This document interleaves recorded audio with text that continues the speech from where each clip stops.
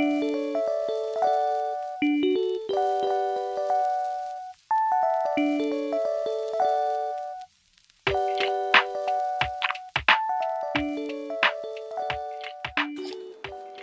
hello guys! Welcome back sa aming channel.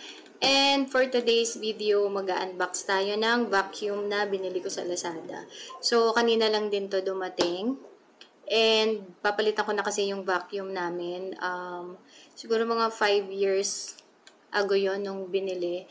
So, yung brand nun is Dyson. And ang problem kasi sa kanya, nagloloko na yung parang battery niya kasi 'di ba wireless 'yon. So pag charge mo siya, ang bilis pa rin niyang malobad. Ang bilis na niyang malobad. Tapos kapag nilagay mo sa max na settings, which is dapat malakas yung suction niya, hindi na katulad nung dati pag bagong bili mo siya. So ayun. And yung binili kong vacuum ngayon, hindi na siya wireless. May power na siya. So, power supply na siya.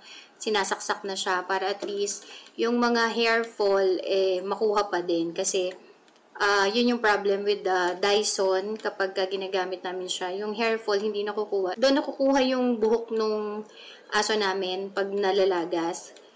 Yun, kaya naman niyang isaction. Pero, yun nga, hindi na rin siya tumatagal ng 30 minutes. Mabilis na siyang malobat, naghihingalo na yung tunog niya eh. So, ngayon, naisip kong bumili na lang ng bagong vacuum. And, ayun, ipapakita ko sa inyo ang itsura niya. So, ayan, i-unbox natin to guys.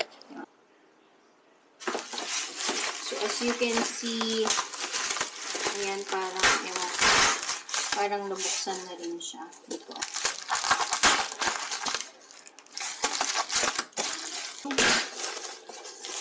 Ito yung ating vacuum. So, hindi ko alam ang basa dito. New, ayan. And, bubuksan na natin siya.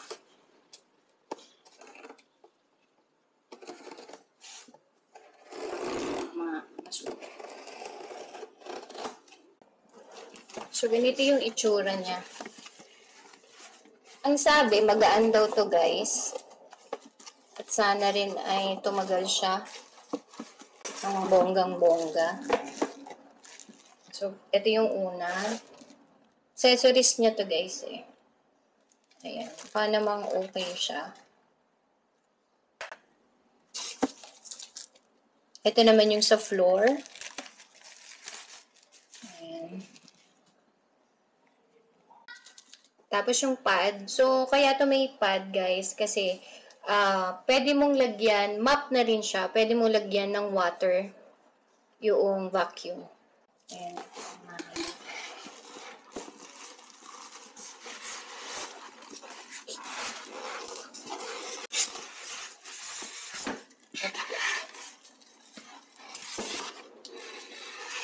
So, ito yung pinaka-vacuum.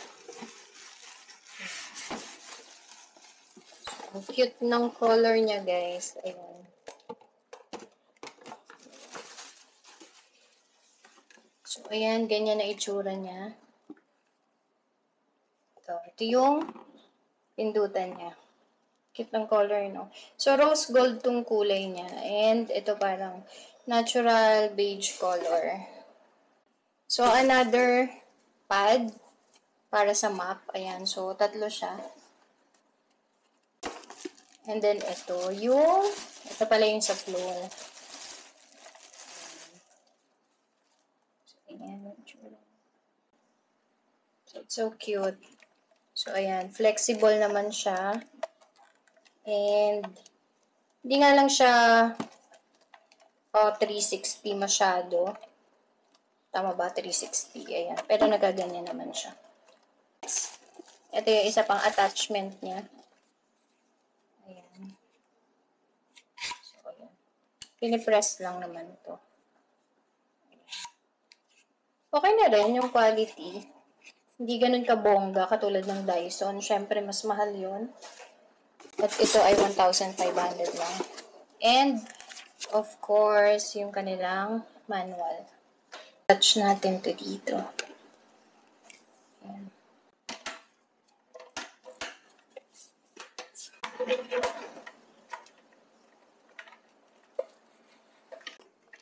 So, ganito yung itsura niya, guys. Ayan.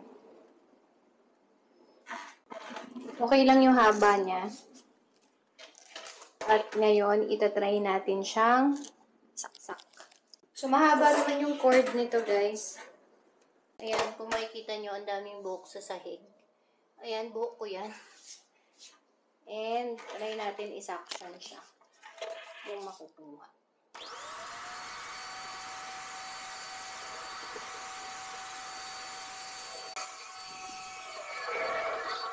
Okay.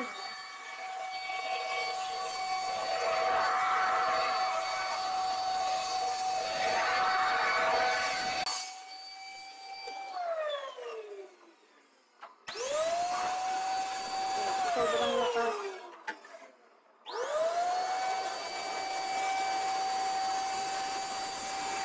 Pati yung carpet ng ligo.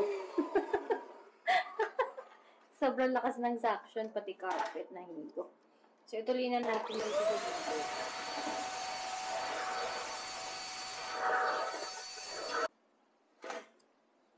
So, ayan guys, yung duming nakuha natin. Yan, yung buhok man dyan sa loob.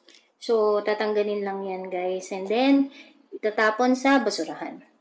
So, ngayon naman guys, susubukan natin yung kanyang map. Kung anong itsura. So, ilalagay lang natin to dito.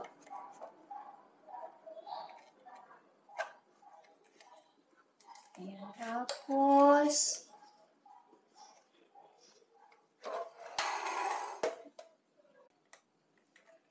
ito guys, ayan, kung mapapansin nyo, meron siyang bilog dito. And ito din. Ayan, meron din siyang bilog dito. So, i-attach lang natin silang dalawa. Tapos, maglalagay tayo ng tubig dito sa loob. So, nalagyan na natin siya guys ng tubig and then, i-attach na natin siya ulit dito sa ating extension hose. Press natin to.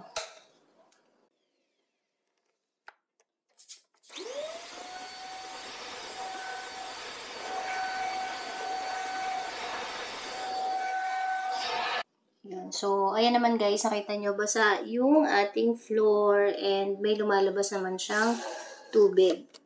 Ito lang yung need mong i-press. Ayan. Kapag ginamit mo yung mop niya.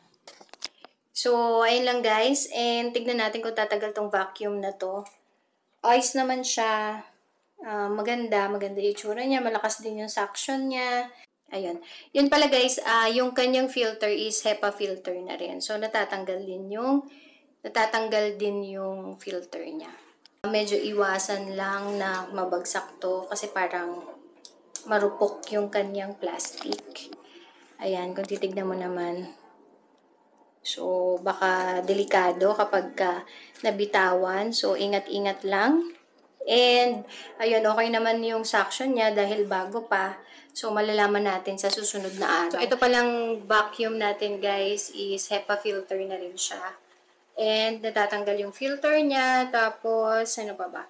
Ayun, ang kulang lang dito is wala siyang sabitan. Ayan, yung sabitan, or kung meron mang parang lagayan, may stand man lang siya, para at least ma-store ng maayos. Yun lang ang wala niya. And, avoid lang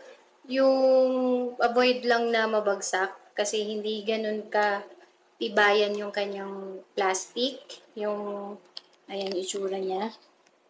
Ayan, yung plastic kasi niya, ayan, ganyan lang. So, delikado to kapag bumagsak. So, ayun lang guys ang ating unboxing ng vacuum and a short review, a little details about this vacuum. So, ayun lang guys. See you on our next vlog and don't forget to like and subscribe to our channel. So, that's it. Bye-bye!